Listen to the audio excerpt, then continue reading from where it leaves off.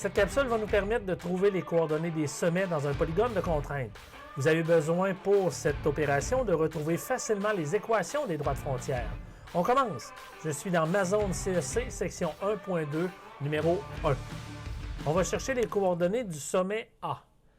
Les coordonnées du sommet A se retrouvent à l'intersection des deux droites frontières, soit la droite frontière bleue d'équation y est égale à x plus 24 et de la droite frontière verte y est égale à moins 4x plus 32. Si je cherche à trouver le point d'intersection, ce que je veux, c'est la valeur de x pour lequel j'aurai le même y. Je veux donc que le y de la première droite soit égal au y de la deuxième droite. Ce qui veut dire que moins 4x plus 32 est égal à x plus 24. Et là, ce qu'on va faire, c'est résoudre cette équation-là, trouver la valeur de x. On va commencer par additionner 4x de chaque côté. On va enlever 24 de chaque côté. 32 moins 24, ça fait bien 8. Et si je divise par 5 de chaque côté, la valeur de x est de 1,6.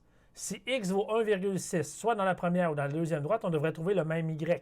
Je remplace x par 1,6, soit dans la première, soit dans la deuxième, et j'obtiens la valeur de y qui sera de 1,6 plus 24, soit 25,6.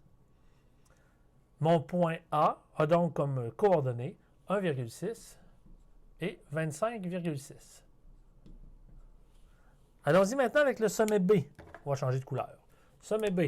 Le sommet B, c'est l'intersection de quelle droite? C'est l'intersection de la droite rouge. C'est l'intersection de la droite rouge. Y est égal à 4x moins 12.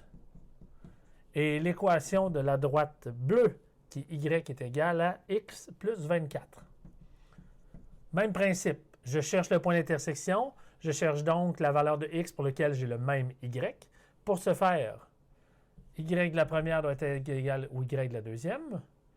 4x moins 12 sera égal à x plus 24. Et on va isoler le x dans cette équation-là. Je pourrais enlever un x de chaque côté. Je vais additionner 12 de chaque côté.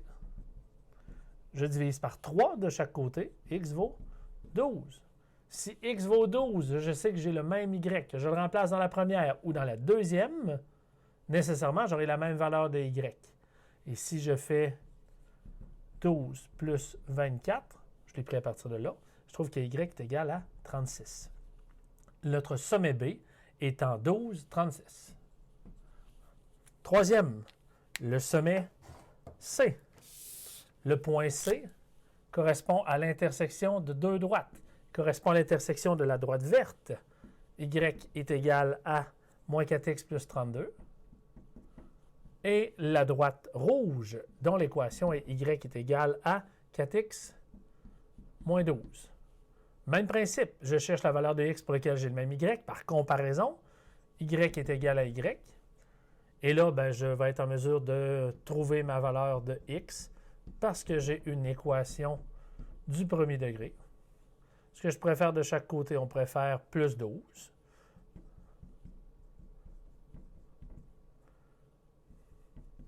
On va additionner 4x de chaque côté. Et en divisant par 8 de chaque côté, on trouve que la valeur de x est de 5,5. 5,5, c'est la valeur de mon x.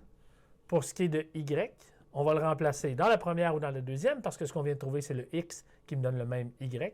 4 fois 5,5 moins 12, ça va me donner 10. Le sommet étant 5,5, 10. On a les sommets A, B et C. Ils correspondent à ce qu'on avait sur notre graphique. C'était comment trouver les sommets dans un polygone de contrainte. Ciao!